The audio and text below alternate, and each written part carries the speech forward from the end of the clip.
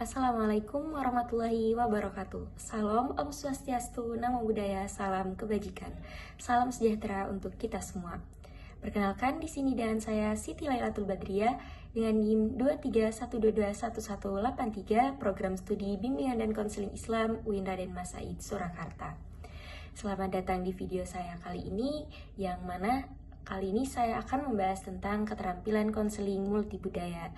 Video ini dibuat untuk memenuhi tugas mata kuliah konseling lintas budaya yang diampu oleh Ibu dosen Khalifatul Hasanah MPD. Indonesia dikenal dengan keberagamannya, diantaranya keberagaman suku, budaya, etnis, dan juga bahasa, dan masih banyak lagi lainnya. Dan hal ini tentunya mempengaruhi interaksi sosial yang terjadi antara masyarakat yang satu dengan masyarakat yang lainnya. Dan hal ini juga termasuk dalam bidang konseling. Oleh karena itu, seorang konselor harus memiliki keterampilan yang multibudaya, di mana seorang konselor harus memiliki beberapa keterampilan untuk menunjang sesi konseling agar tetap harmonis, inklusif, dan juga nyaman. Lalu, apakah itu konseling multibudaya? Konseling multibudaya adalah interaksi yang terjadi antara konselor dan konseli, atau juga biasa disebut dengan klien, di mana antara konselor dan konseli ini memiliki dua latar belakang yang berbeda, entah itu bahasanya, statusnya, atau sukunya, dan pokoknya antar perbedaan itu. Nah, di sini dalam konseling multibudaya menekankan pada pola komunikasi, penekanan nilai, dan juga adaptasi teknik, yang mana seorang konselor akan melakukan adaptasi teknik menyesuaikan dengan latar belakang klien. Lalu, keterampilan apa saja yang harus dimiliki seorang konselor yang paham budaya? Nah, di sini ada beberapa. Salah satunya yaitu kesadaran diri seorang konselor agar menghindari bias budaya. Sehingga dengan latar belakang antara seorang konselor dan klien yang berbeda, di sini tidak akan menjadi permasalahan. Nah, yang kedua, pengetahuan budaya. Seorang konselor harus mengeksplorasi budaya-budaya di Indonesia, khususnya yang menjadi latar belakang seorang klien tadi, sehingga teknik yang digunakan atau mungkin saja proses intervensi yang dilakukan tidak bertentangan dengan norma yang berlaku di latar belakang klien tadi.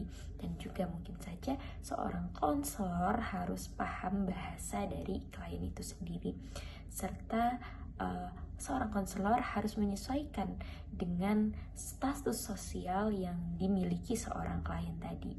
Yang terakhir, seorang konselor harus menggunakan teknik yang diadaptasi, yang disesuaikan dengan latar belakang klien, sehingga klien akan merasa nyaman dan merasa tetap dihargai dan juga merasa didukung, bukan malah didiskriminasi atas terjadinya perbedaan tadi. Dan perlu seorang konselor ketahui, dalam sesi konseling multibudaya di sini memiliki berbagai tantangan. Salah satunya yaitu stereotip atau pandangan, dan juga rasisme, perbedaan bahasa, status sosial yang mungkin saja berbeda, yang mana hal tadi itu menjadi salah satu faktor penghambat komunikasi dalam konseling tadi. Karena tidak kecil kemungkinan seseorang yang berasal dari latar belakang yang berbeda itu membawa sisi rentannya, sehingga tidak kecil kemungkinan dia akan merasa disinggung atau dia merasa dikucilkan dengan sistem yang kita bawa nanti. Lalu, bagaimana cara kita seorang konselor untuk menangani berbagai kendala-kendala tadi?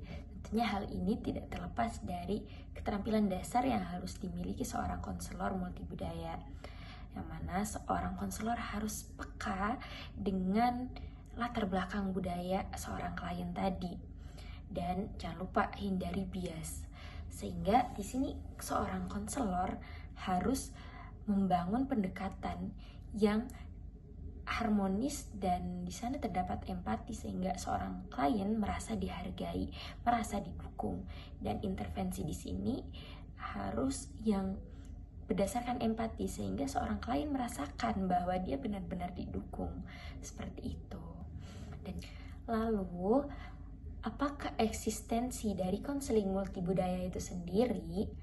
Nah, di sini konseling multibudaya itu ada untuk menghadapi perbedaan-perbedaan yang ada dengan tetap melibatkan empati dan juga dukungan yang merambat ke dalam interaksi sosial, sehingga berbagai perbedaan tadi bukanlah kendala yang berarti, sehingga sesi konseling tetap berjalan dengan lancar sebagaimana tujuan awal. Seperti itu. Oke, baik, mungkin ini saja yang dapat saya paparkan dalam video ini. Semoga bermanfaat dan sampai jumpa lagi di video-video selanjutnya. Saya Siti Lailatul Badriah pamit undur diri. Wassalamualaikum warahmatullahi wabarakatuh.